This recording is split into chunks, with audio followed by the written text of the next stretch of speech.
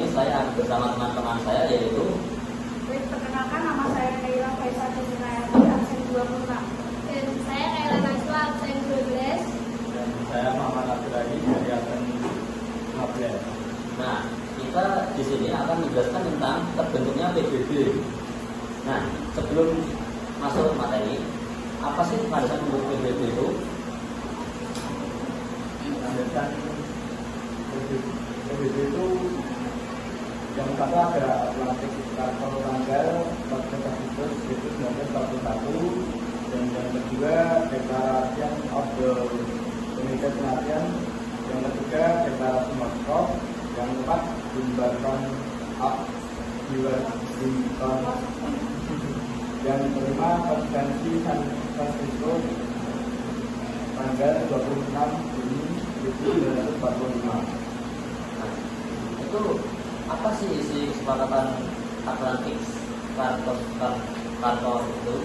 Nah, isinya itu yang pertama, tidak boleh ada perluasan daerah jika tidak dengan temuan penduduk asli.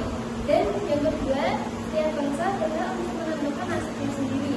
Yang ketiga, setiap bangsa mempunyai hak untuk ikut serta dalam perdagangan dunia.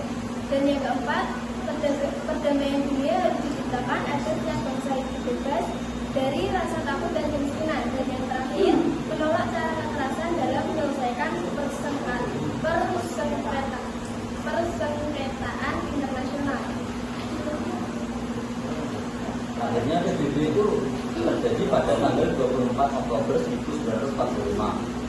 Tujuan didirikannya PBB adalah Tujuan didirikan PBB yaitu yang pertama, memelihara perdamaian dan keamanan internasional. Dan yang kedua, mengembangkan hubungan persaudaraan antar bangsa. Dan ketiga, mengajarkan kerjasama internasional dalam bidang ekonomi, sosial, budaya, dan keamanan. Dan yang terakhir itu sebagai pusat penyelarasan segala tindakan bersama terhadap negara yang membahagiakan perdamaian dunia.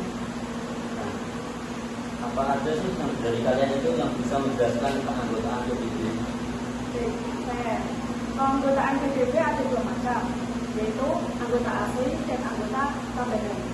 Anggota asli terdiri dari negara-negara yang ikut serta menandatangani United Nations Charter pada Konferensi San Francisco tanggal 26 Juni 1945. Dan yang anggota tambahan itu ada negara-negara anggota PBB yang masuk memenuhi syarat untuk diterima sebagai anggota PBB. Sekarang kita masuk ke struktur organisasi PBB. Nah, struktur organisasi PBB itu ada apa aja sih? Dan yang pertama itu ada majelis umum berfungsi sebagai badan legislatif PBB yang anggotanya terdiri dari semua wakil dari negara-negara anggota. Dan yang kedua ada Dewan Keamanan PBB terdiri dari 5 anggota meliputi negara Amerika Serikat, Inggris, Prancis, Uni Soviet, dan Cina. Dan yang ketiga ada Mahkamah Internasional atau yang bisa disebut dengan International of Justice.